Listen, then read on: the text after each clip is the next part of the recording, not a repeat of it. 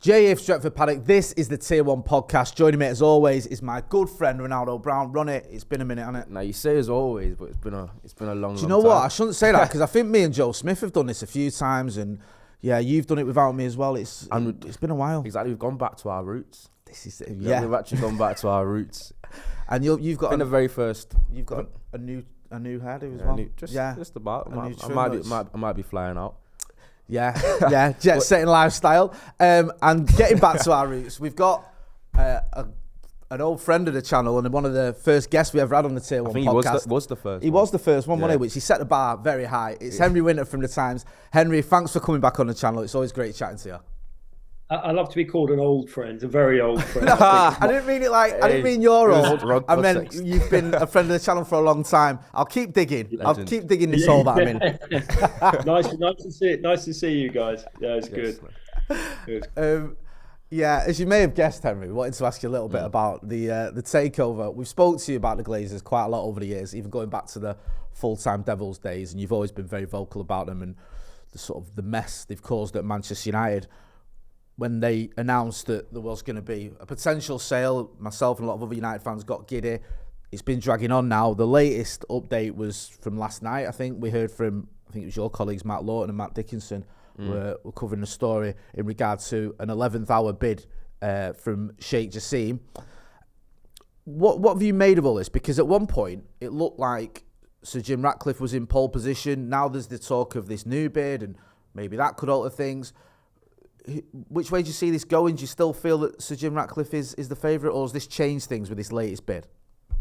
I love the idea of an 11th hour bid in a saga. It just simply doesn't exist. This will rumble on. When you've got lawyers and bankers and issues and as club as prized as Manchester United, there's no way this was going to be sort of settled over, a cup of tea at Manchester Airport. This is going to run and run. So I hate to say we'll probably have this conversation in a month or so's time.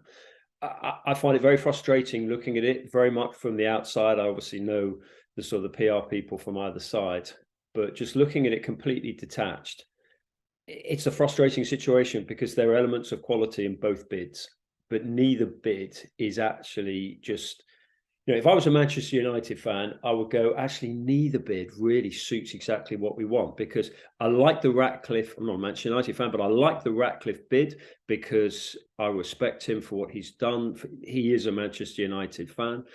I went down to Nice and spoke to Kasper Schmeichel more about Leicester, but he spoke about what it was like, the connection with Ineos, who obviously own Nice, his respect for the way they work. I think Ratcliffe would be a fantastic owner, but the caveat is just huge, which is he's keeping Joel and Avram on. And there is that concept or vague promise in inverted commas that they will eventually be bought out in 2 or 3 years.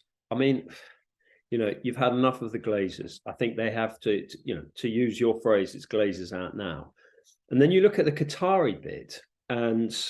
Okay, so whatever it was, 6 months ago, my newspaper, every media organisation were writing about Qataris, human rights, heading out to the World Cup, the issues there. Pretty soulless place when you got out there. So look, they've got the money, but then you are going to have owners who you'll have their human rights issues there. So that's not ideal. But the winners in all this, clearly the Glazers, they are 11th hour bids are brilliant for them because it just drives the price up. So the price now is probably vacillating between 5 billion and 6 billion. And the Glazers will just hang on in there. But just this thought of Joel and Avram staying on, I can understand why they would want to do it, because there's that feeling in America that at some point the rights will be unraveled and clubs will be, particularly the clubs of Manchester United, huge, historic, famous club, global fan base. People like you are just so passionate about it that will be, the club will be worth 7-8 billion, and they just want to make sure that they keep a bit of that on long term. So just completely step back from the issues, because obviously my main role is going to millions of matches and watching you and admiring the sort of the players you've got and this fantastic manager that you've got, the rebuilding job that he is doing there. But obviously this impinges on his ability to get stuck into the transfer market quickly. But just actually, this feeling of slight sadness, particularly as the time it's being taken, the fact that neither bid is perfect, and the real sadness is that the Glazers are just going to walk away with probably £4 billion in their back pocket. It's so annoying. It's so frustrating and annoying that they're going to make a massive amount of money having put practically none of their own money into the club and left us with all this debt and all the dividends they've taken. We could go in about just on that, Jay. I don't mind them making money out of it if they've actually invested in it, also emotionally invested in it. I mean, you can't simply look at Old Trafford as a business. I know everyone says that it's a business world, but actually it's not. We saw that during COVID. It's just bricks and mortar without fans, without the people. So it has to be remembered, it's not like buying Sainsbury's. Everyone says, oh, it's a business, but it's not. It's an emotional institution. It's the heartbeat of, your lives. Can you imagine your lives without Manchester United? So it's more than that. It has to be perceived as, and it is, an emotional entity. It's not simply about finance. And that's one of the reasons why I loathe the Glazers, is because they own something. Well, they own it financially, but they own something which is so powerful in so many people's lives, and they don't understand that.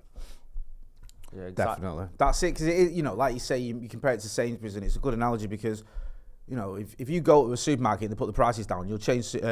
Another supermarket puts the prices down, you'll change your supermarket. You know what I mean? You'll go and shop somewhere else. You don't do that with a football club. You stay with your football club and because you love it. It feels like even they never got that. Exactly. It feels like even at the bitter end, they're still trying to hang on, and it almost seems as though the fact that it's dragging on so long, even when they eventually do leave, even at the bitter end, they're still going to leave us in a little bit of a predicament. We've been so close to the transfer window. Yeah, and not being able to. Like Henry says, especially if there's a scenario where they're still involved in some capacity, that's not going to go down too well. But obviously, Henry, you did mention that there's like varying pros and cons between Ratcliffe and between Sheikh Jassim. And Sheikh Jassim seems to be making a lot of promises regarding his plans. Do you expect Ratcliffe to invest in the same way in the infrastructure of the club if his bid is actually successful? Well, if you look at the ownership of Abu Dhabi, if you look at the Saudis, for all the issues with them, the moral issues, which is huge, and I write about it a lot. Okay, you can say that football lost its moral compass years ago, but I still think principles, values, morals still do matter in football. If you look at what they've done in the east side of Manchester, if you look what they're doing in Newcastle, they're actually quite shrewd, community-minded owners. I mean, if you look at Newcastle and Saudi Arabia, I mean, I wrote a lot very critical about them. They beheaded a journalist. So, there's their human rights record is pretty grim. Talk to Amnesty, that is pretty clear. But actually, the way they have invested, I think, emotionally and financially with the people that they have brought in, whether it's Eddie Howe, whether it's people in the back office, whether it's in the community side, they do things like that well. Ditto, you probably don't want to hear this, but you live closer to know what's happened in the east side of Manchester. When you go there, the investment's there. So you can't argue with that. With Ratcliffe, I mean, he'll know the issues because he comes from the area. He's got good advisors, he's got good people around him. But there's so much he needs to invest.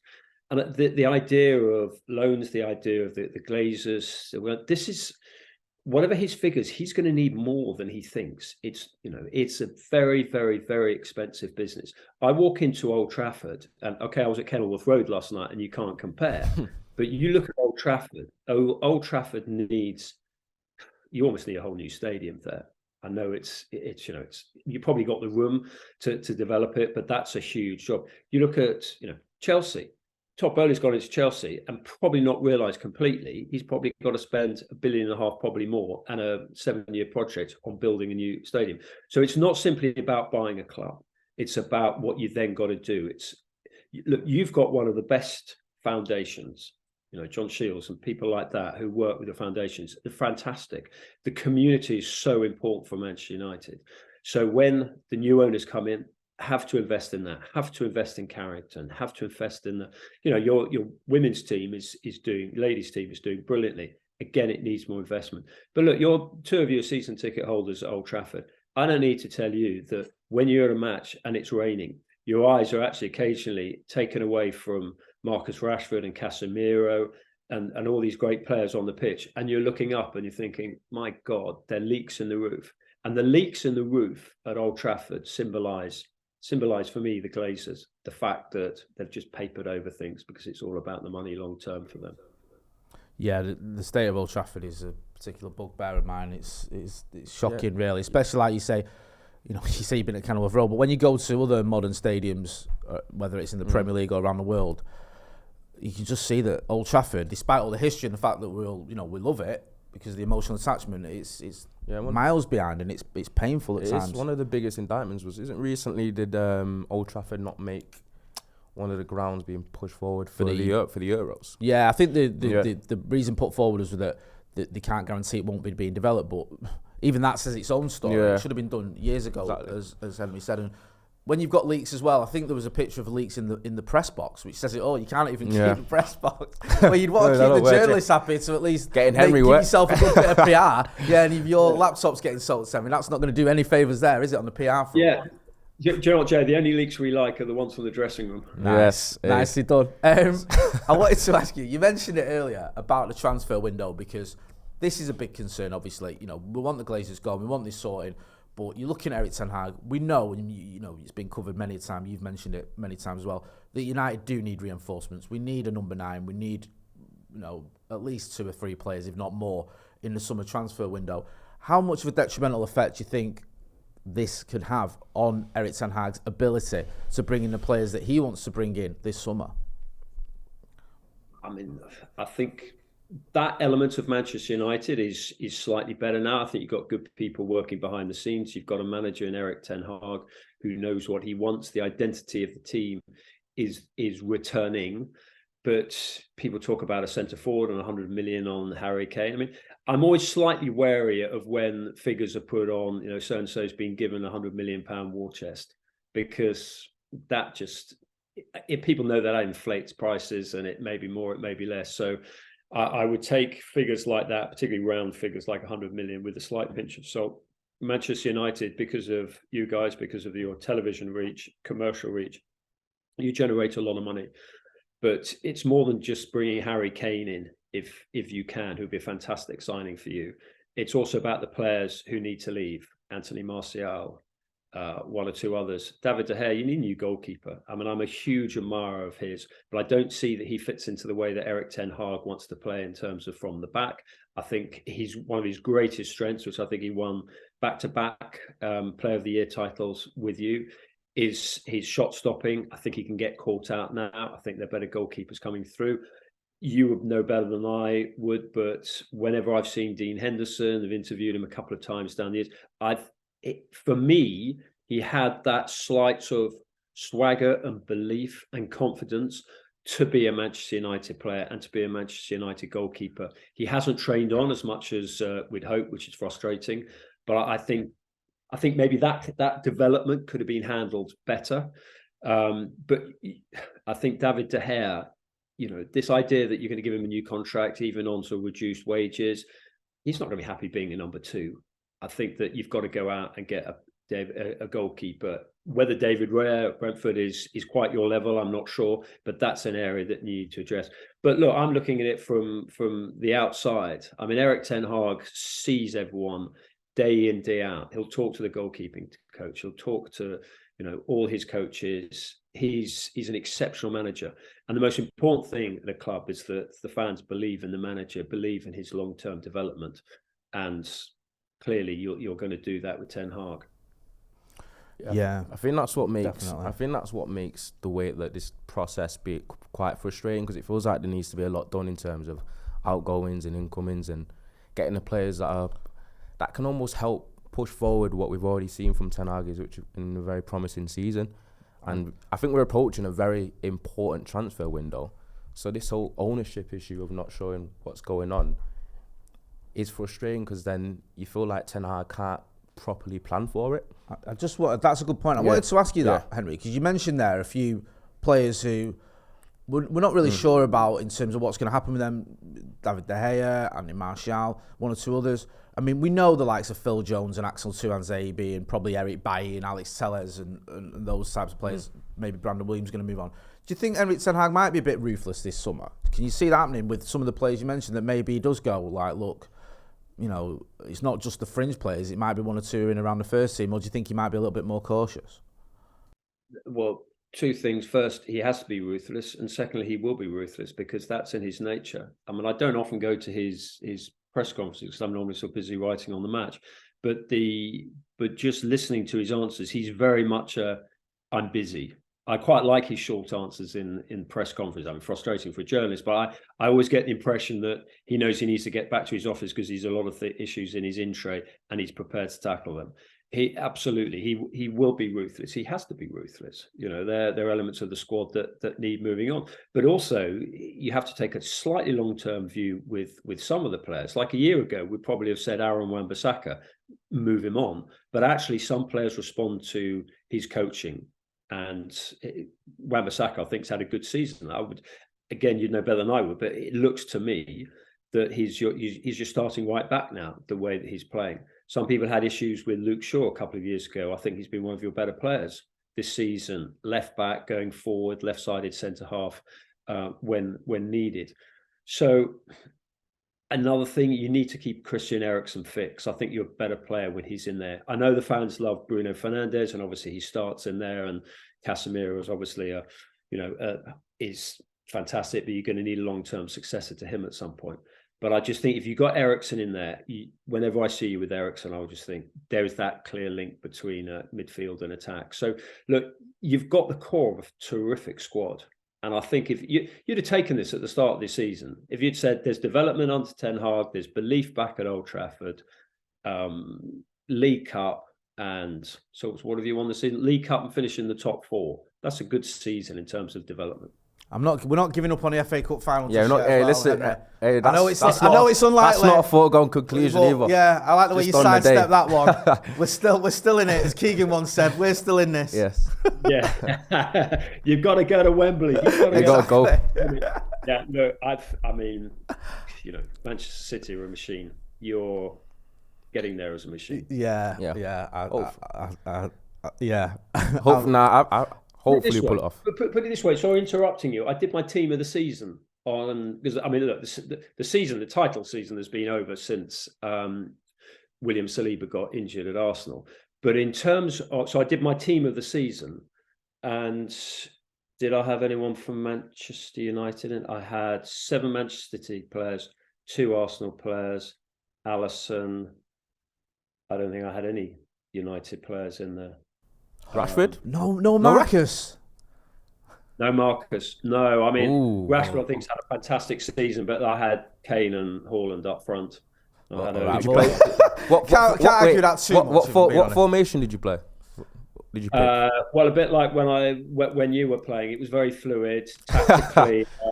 The shape was slightly fluid. It was 4-1-3-2. Okay, so Marcus might have missed out there by default. Yeah, by default, no left winger. Not really a left winger, is it? Oh, Rashford's a fantastic player, but he may well get in the PFA team of the season, but yeah, no, not for me in terms of 2 best goal scorers in the country, Haaland and Kane. Can't really argue that one too much, can we? He's had a few player of the months as well, Marcus. He's done well this season. Nah, he has. I think 3. He's had 2 or 3. I mean, he's a fantastic season, and I'm his number one fan. Yeah. As an individual, and as a I mean, the night before England-France, we had this argument with Southgate saying Jules Koundé is playing at right back. Surely it's the time to unleash Rashford with his pace, with his persistence. The French journalists were saying, we really hope Rashford doesn't play because he will turn Koundé inside out. He eventually came on, but too late.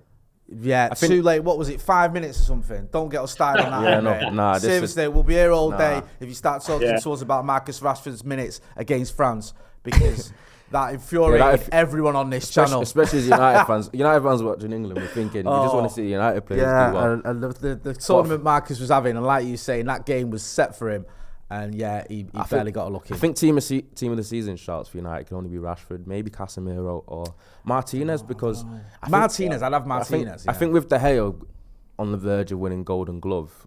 Obviously, you'll get the accolades for clean sheets, but I think a lot of that has to do with the signing of Martinez. Martinez impact has been outstanding. It's a shame he got injured because we're gonna miss him. We are gonna miss him. Yeah. One player I did want to ask you about was someone that you actually mentioned to us earlier off camera, and that is a young star at Manchester United, well, at Sunderland on loan, who's firing at the moment. You did watch him play quite recently, and you were quite impressed, and that is Amad Diallo.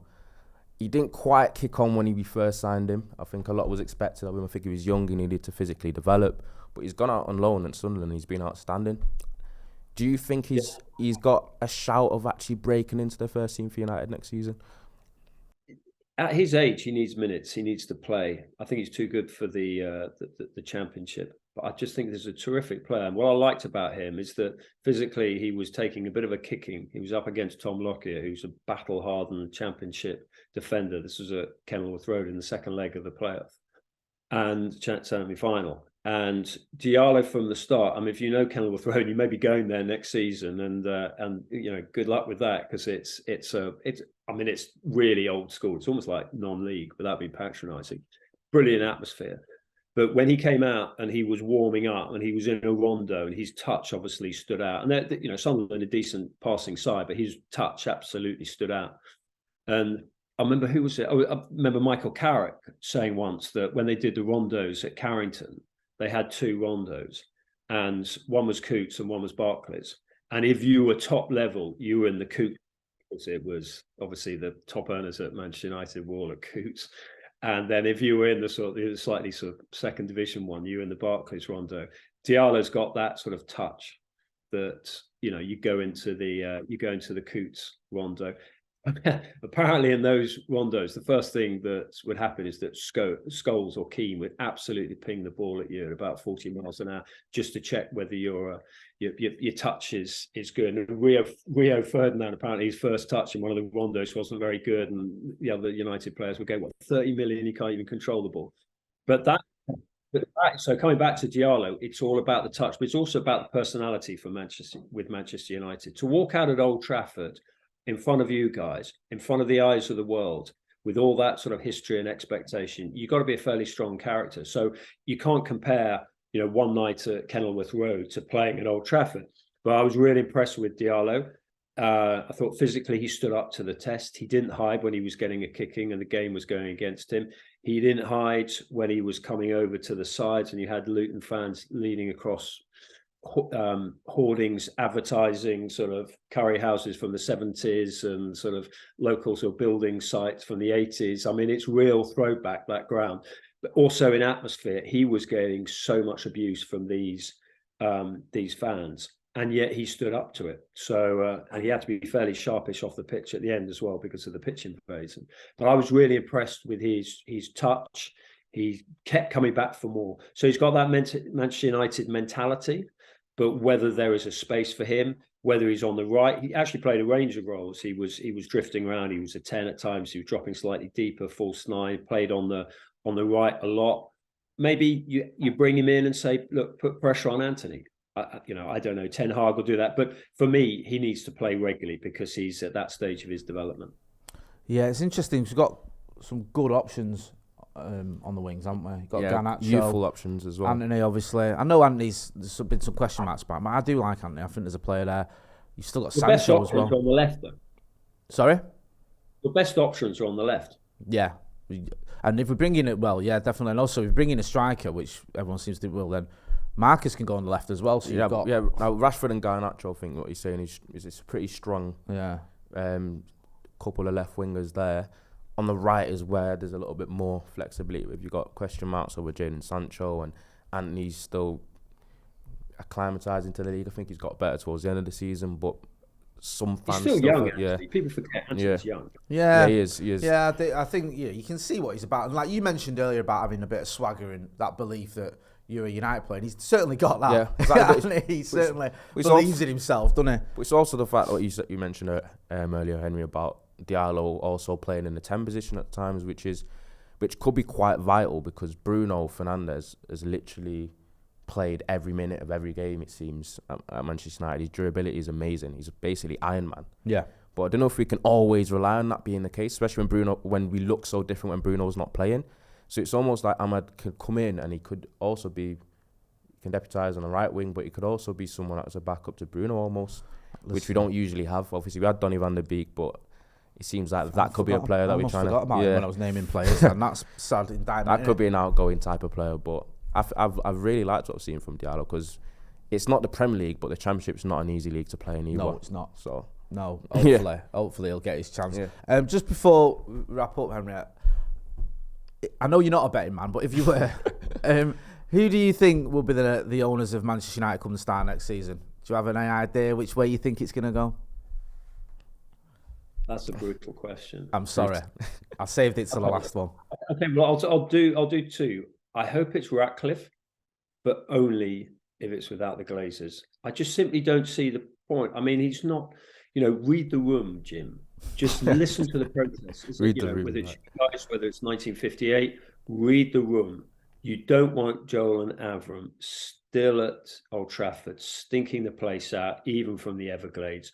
Just if you've got the money, even if you have to take out a bigger loan, I'm sure your credit's good. Just do it.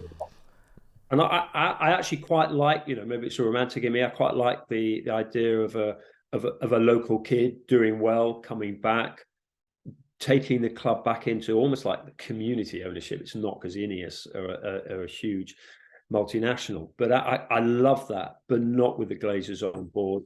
But again, with Sheikh Jassim, the issues that you have, again, without over romanticizing it, Manchester United stand for something for me. You as a support group have stood up and criticized the ownership models elsewhere and just said, and I just think you're kind of going to lose your moral compass if the Qataris come in. Again, it's not a business. People point to, if you go on the FCO, the Foreign Office website, and look at who the government invests in country by country, Qatar is a huge business partner for the UK. But I just think Manchester United stand for something more than that. Maybe I'm old school, but I think of Manchester United and I think of Busby, I think of Ferguson, I think of the principles that are embedded in you and in your club. And I just think if you had a Qatari involvement, I think all those words that we wrote about the Qataris, and I got summoned in to see members of the ruling class out there because of the stuff that I'd written, and they wanted to know. And my brother's a very well-known Muslim, so they wanted to. I speak a bit of Arabic, so I went in there. But all my criticism about the Qataris would be hollow words if I embraced Sheikh Jassim coming in. But Ratcliffe's can't come in with those two. So look, it's a long way around. To be honest, I don't think anyone knows at the moment. I would love to say I'm in the know and I've got Jassim and Ratcliffe on speed dial. I don't. I just can see the issues with either bid. Ideally, I would like it to be Ratcliffe, but not with those two alongside. I think that's sort of echoes my own sentiments, to be honest with you, Henry. I was chatting to Steve the other day, me and him were chatting about it, and it's a similar sort of thing. There's no perfect bid, but hopefully we can have one that doesn't involve the Glazers. Henry, it's always a pleasure chatting to you, and I appreciate you spending time and coming on the channel and showing us your support. It's much appreciated. Look, you've got a brilliant manager with Ten Hag. You've got some fantastic players. So the future is bright. You just need to get certain people out the boardroom. Yeah, absolutely. Hopefully so. That's been Henry Winter from The Times. Always a pleasure chatting to him. That's been Ronaldo Brown. Ronnie, where can people find you? You're going to want me to say the bird app again? No, Ronaldo Brown _98. Yeah, and enjoy your little trip. You're going away, aren't you, for a few days? That's why you've got a new trip. Going to watch a couple of my mates play in Turkey. Yeah? Yeah. Mate, it's right for some minute. We'll be back with more videos later on. Make sure you are hitting like, share and subscribe. That's been Ronnie. I've been Jay. Big thanks to Henry Winter for The Times. This has been the Tier 1 podcast. Thanks for watching.